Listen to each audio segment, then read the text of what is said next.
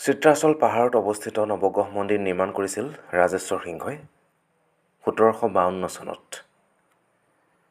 ৰংঘৰ নিৰ্মাণ কৰিছিল প্ৰমত্ত সিংহই ১৭৪৬ চনত। ভস্মাচল পাহাৰত অৱস্থিত উমানন্দ মন্দিৰ নিৰ্মাণ কৰিছিল গদাধৰ সিংহই ১৬৯৪ চনত। শিৱদৌল নিৰ্মাণ হৈছিল ৰাণী অম্বিকা শিৱসিংহৰ দিনত ১৭৩১ চনত।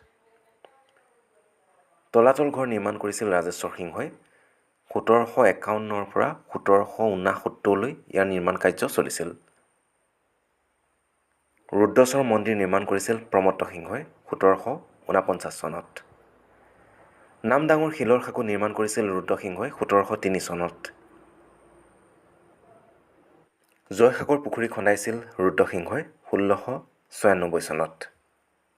মাতৃ জয়মতীৰ স্মৃতিত জয়সাগৰ পুখুৰী খন্দাইছিল ৰুদ্ৰসিংহই।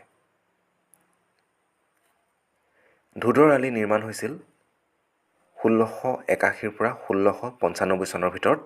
নিৰ্মাণ কৰিছিল গদাধৰ সিংহই।